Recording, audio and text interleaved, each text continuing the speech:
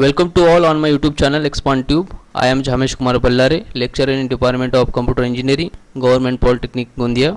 Today we are going to learn the basic concept of computer system, which is included in MSBT curriculum.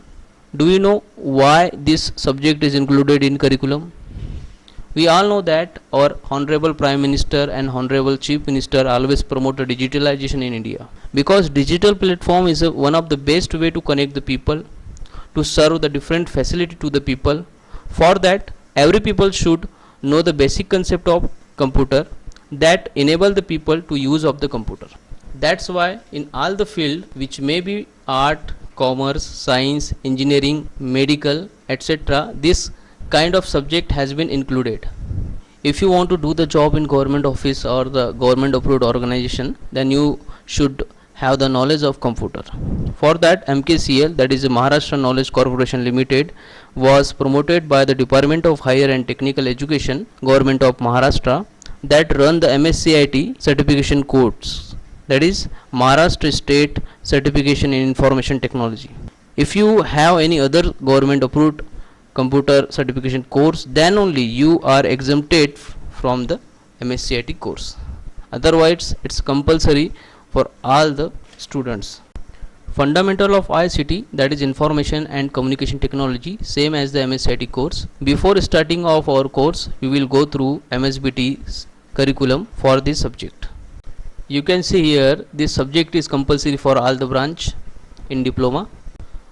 After completion of this course, students are able to use the computer system and its peripheral, prepare the business document using word processing tool, interpret the data and represent it graphically using the spreadsheet, prepare the professional presentations, and use the different types of web browser. Under the examination scheme, it having the 25 marks of end semester exam and minimum 10 marks is required to pass, and 25 marks of progressive assessment. Again, the progressive assessment is divided into the two part.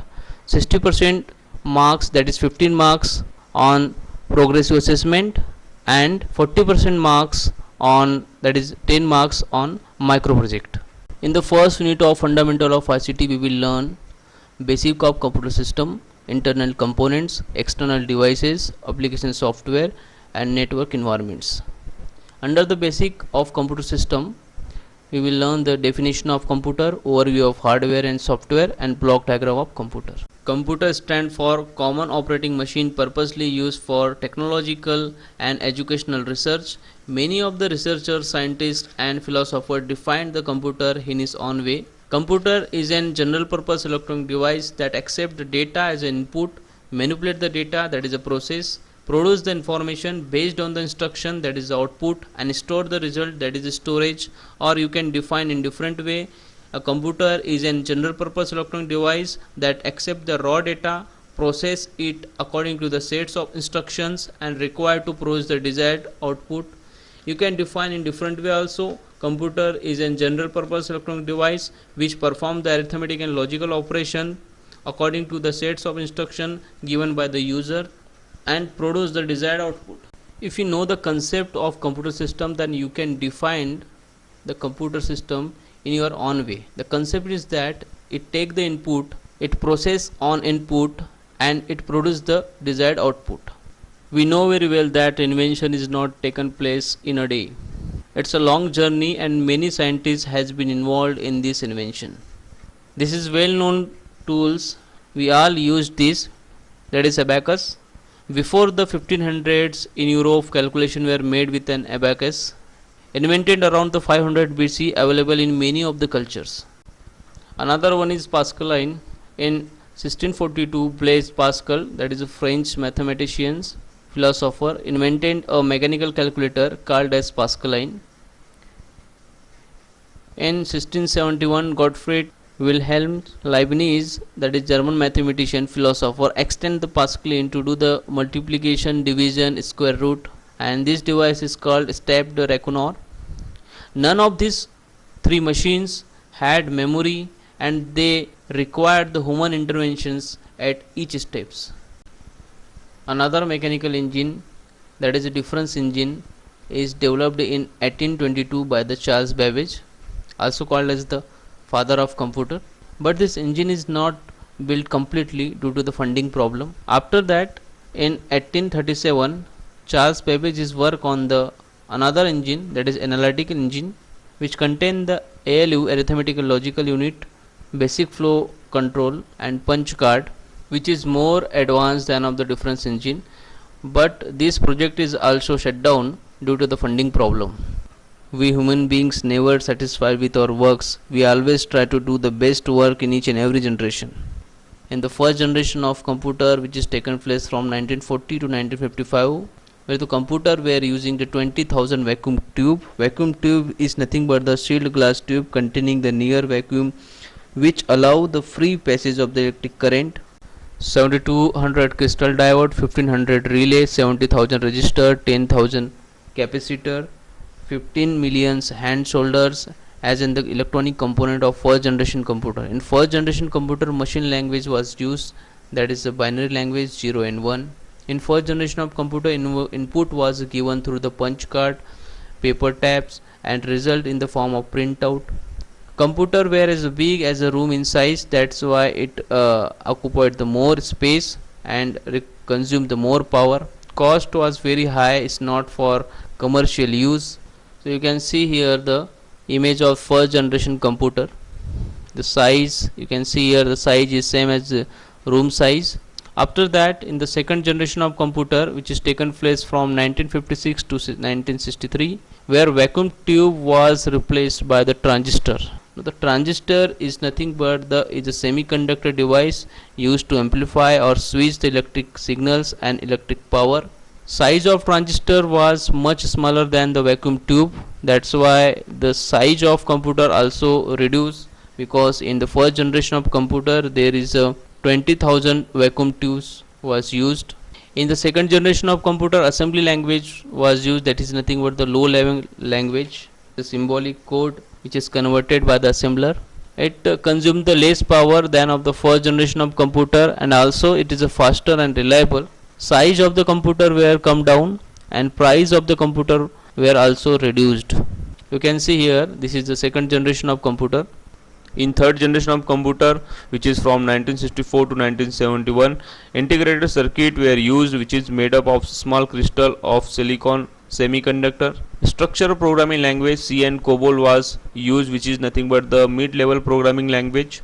Speed and efficiency were increased. Input were given through the keyboard and output through the monitor. Size of the computer, power consumption, heat generation and cost were decreased in a greater extent. Reliability has been increased as compared to first and second generation of computer. In third generation of computer, there was no mouse, so users are interacting with the computer with the help of keyboard only. Third generation of computer is not for a full commercial use. Here also the technical skill required to handle this computer. Fully commercial computer was developed in fourth generation of computer, which is from 1971 to present. Microprocessor chips were used, made up of thousands of integrated circuit built on a single silicon chip. Object-oriented programming language and domain-specific language SQL for database access, which is nothing but the high-level programming language, were used in the fourth generation of computer. Fourth generation computer having the high processing speed, high reliability and low power consumption. Size and the cost of the computer were cut down. Fourth generation of computer is come with a mouse which make it more user friendly and which is developed by Apple industry. Fifth generation of computer is nothing but the present and future of our life.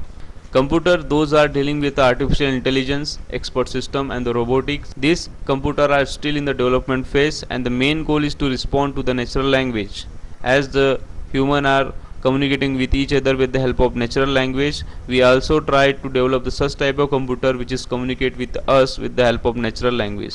Fifth generation of computer use of a quantum, molecular and nanotechnology is going to change the face of computer in the coming year. There is some example of fifth generation of computer.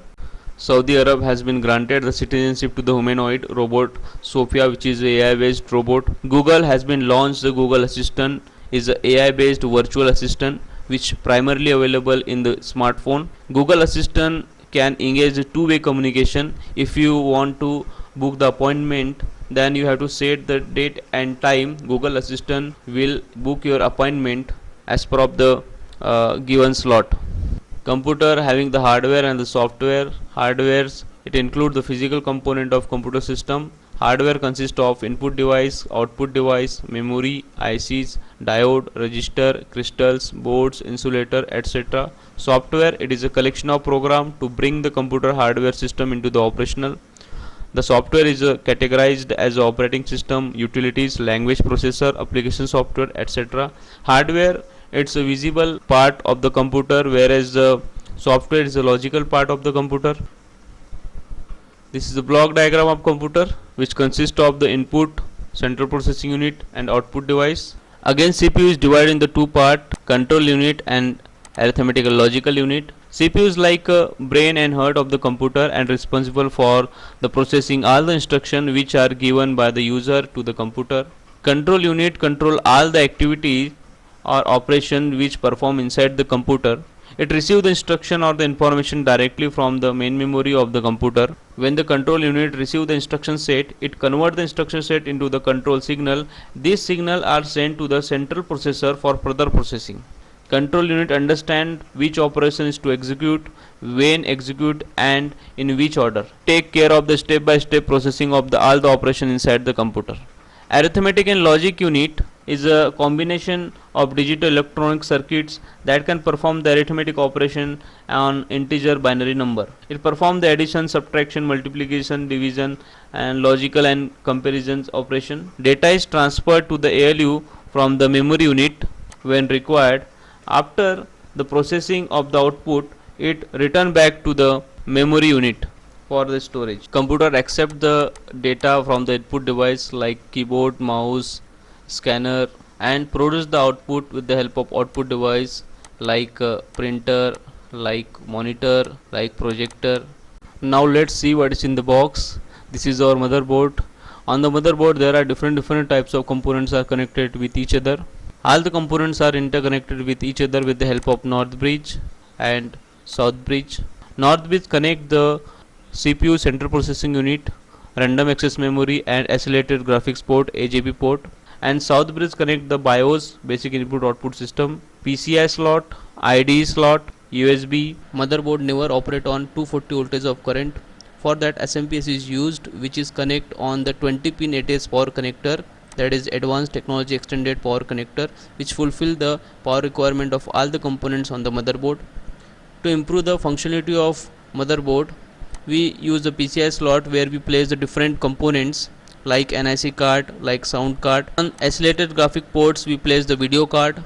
With the help of IDE connector we connect the hard drive and CD DVD drive. With the help of memory slot we connect the RAM on the motherboard. CMOS battery, that is nothing but the complementary metal oxide semiconductor, which help to preserve the basic setting of the computer. This connectors, which is nothing but connected with a south bridge, which is allow us to connect the keyboard with the help of PS/2 connector or USB connector. VGA, that is video graphics array. On the CPU socket we place the processor. These are some internal components. First one is that SMPS, switch mode power supply, which fulfill the power requirement of all the component. Like AGP video card required 30 watt to 50 watt. PCI Express video card required 100 watt to 250 watt current. Average PCI card required 5 to 10 watt current. DVD CD required 20 to 30 watt current. Hard drive required 15 watt to 30 watt current.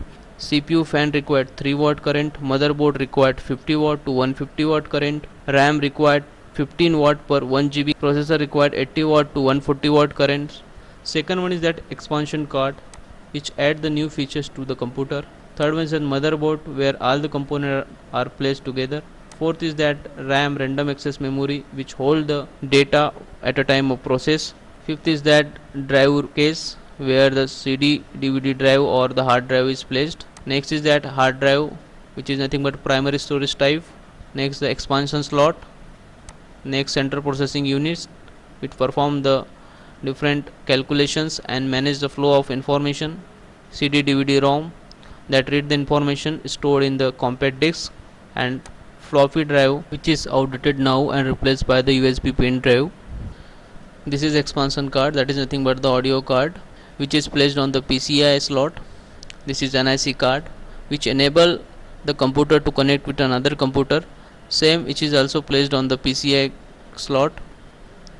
This is a video card which is placed in the accelerated graphic port. First one is that keyboard that allow you to type the letter of that alphabet, number, space, punctuation marks and other symbols. A computer keyboard also contain the other key that allow you to enter the data and instruction into the computer. Second one is that small handed pointing devices, that is mouse. The mouse control the movement of the symbols and the screen called as pointer. Third one is that joystick useful for playing the games and also to run the simulation software of flight and driving. Next is that scanner which read the printed text and picture and then translate the result into digital forms of the computer. Next is that the mic, that is take the voice as an input and stored in the digital forms. Next, the external devices is output devices. The first one is that a monitor that display the computer output for the user to view. The monitor has a various name, screen or the VDU, that is video display unit. Second one is that the speaker allow you to hear the music, voice and other sound generated by the computer. Third one is that the printer is a device used to output the text and image from the computer onto the paper. Therefore, unlike the monitor, printer produce the hard copy. Plotter are the sophisticated printer which is used to produce the high quality drawings such as blueprint, map and circuit diagram. Projector is an optical device that project the image or the video onto the surface. Next we will see the types of software. Before that we will define the software. As per of the industrial standard, software is a digitalized automated process, or you can say that software is a collection of program, and program is nothing but the sets of instruction which is designed for the particular task.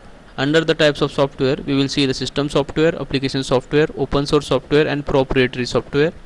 The software which is designed for the general purpose and which doesn't having any limitation, such type of software is called a system software, or you can say that system software which is enable the functions of the hardware, such type of software is called system software.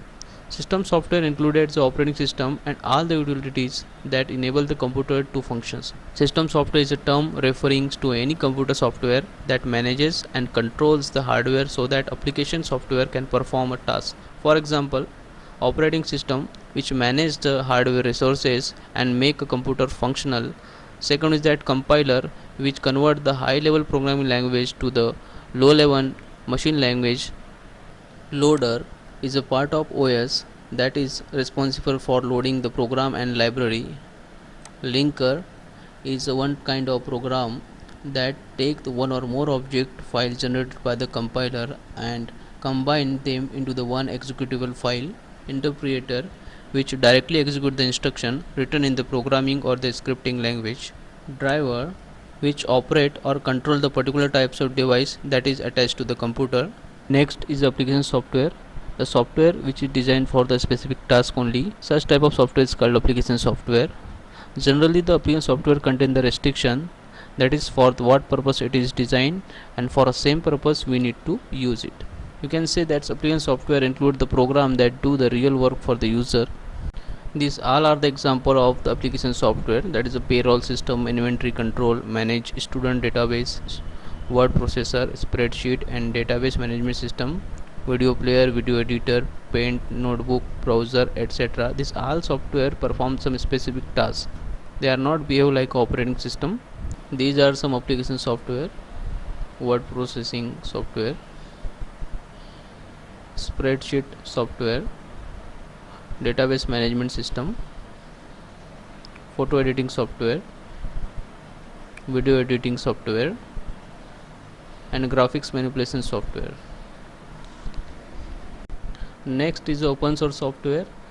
Open source software is a computer software whose source code is available for all under the public license that permit user to use, change and improve the software and redistribute in the modified and unmodified forms. If you have the knowledge, then you can also change in the code of open source software and make better and also redistribute the software under the public license only. You can't sell this software after remodified. The software is in the freely available, but if you want the technical support, then you have to pay to the developer. It is oftenly developed in the public collaborative manner, and well-known open source software products are Linux, Unix, Android, Netscape, Apache, LibreOffice, VLC Player, FileZilla, etc. Next is the proprietary software.